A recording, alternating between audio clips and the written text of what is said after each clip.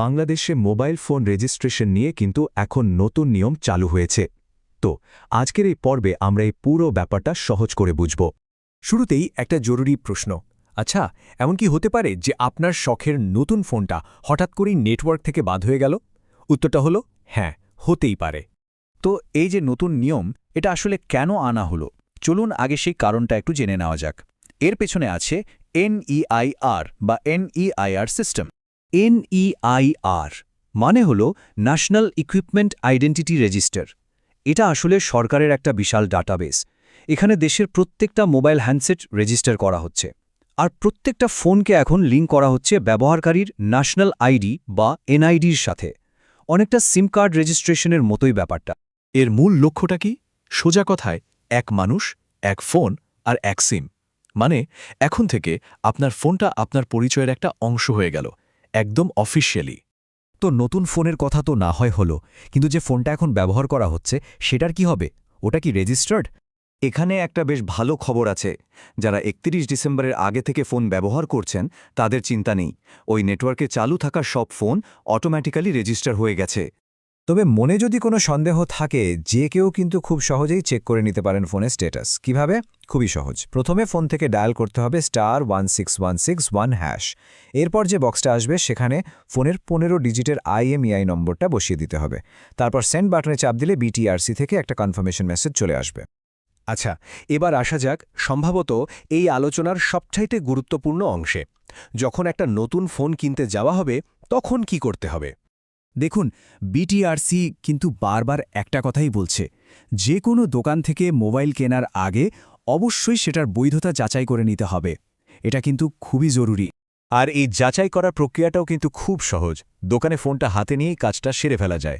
ফোনের মেসেজ অপশানে গিয়ে টাইপ করতে হবে KOYD, একটা স্পেস দিয়ে তারপর ফোনটার 15 ডিজিটের IMEI নম্বরটা লিখতে হবে। লেখা হয়ে গেলে মেসেজটা পাঠিয়ে দিতে হবে 16002 নম্বরে। মেসেজ পাঠানোর পর একটা রিপ্লাই আসবে। সেখানে দুটো জিনিস বলা থাকতে পারে। এক, আপনাকে জানানো হতে পারে যে ডিভাইসটির IMEI নম্বরটি বৈধ এবং BTRC ডেটাবেসে নিবন্ধিত, তার মানে সব ঠিক আছে। অথবা রিপ্লাই আসতে পারে যে ডিভাইসটির IMEI নম্বরটি পাওয়া যায়নি এবং BTRC ফোনটা না কেনার পরামর্শ দিচ্ছে। সোজা কথা, সবুজ সংকেত পেলেই ফোনটা কেনা উচিত। তাহলে বুঝতেই পারছেন ওই কনফার্মেশন মেসেজটা পাওয়া কতটা জরুরি। আর হ্যাঁ, ফোন কেনার পর অবশ্যই দোকানের মেমো বা রসিদটা যত্ন করে রেখে দিতে হবে। এটা কিন্তু পরে কাজে লাগতে পারে। তো দেশে ফোন কেনার নিয়মকানুন তো জানা গেল, কিন্তু এমন তো হতেই পারে কেউ বিদেশ থেকে একটা ফোন এনেছে বা গিফট হিসেবে পাঠিয়েছে। সেক্ষেত্রে কি হবে? চলুন সেই নিয়মটাও জেনে নিই।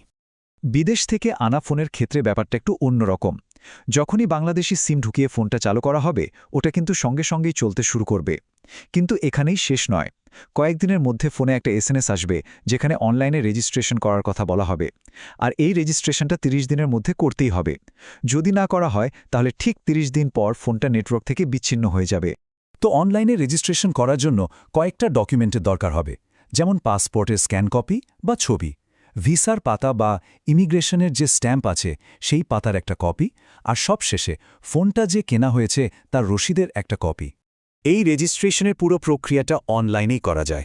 প্রথমে NIR.bctrc.gov.bd এই ওয়েবসাইটে যেতে হবে। সেখানে গিয়ে নিজের নামে একটা অ্যাকাউন্ট খুলতে হবে।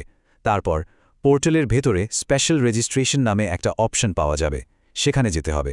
এরপর ফোনের IMEI নম্বরটা দিতে হবে এবং সবশেষে একটু আগে যে ডকুমেন্টগুলোর কথা বলা হলো সেগুলোর ছবি আপলোড করে আবেদনটা জমা দিয়ে দিলেই কাজ শেষ। দেখুন, এত সব নিয়মের মধ্যে যদি একটা মাত্র কথা মনে রাখতে হয়, তবে সেটা হলো যে কোনো নতুন ফোন কেনার আগে অবশ্যই KYD লিখে স্পেস দিয়ে ফোনের IMEI নম্বরটা 16002 নম্বরে পাঠিয়ে ভেরিফাই করে নিতে হবে। এই একটা ছোট কাজ ভবিষ্যতের অনেক বড় ঝামেলা থেকে বাঁচিয়ে দেবে। সবশেষে একটা প্রশ্ন থেকেই যায়, সরকারের এই যে রেজিস্ট্রেশনের নতুন ব্যবস্থা, এর ফলে কি আসলেই মোবাইল ফোনের নিরাপত্তা বাড়বে? ফোন চুরির মতো ঘটনা কি কমে আসবে? সময়ই হয়তো এর উত্তর দেবে।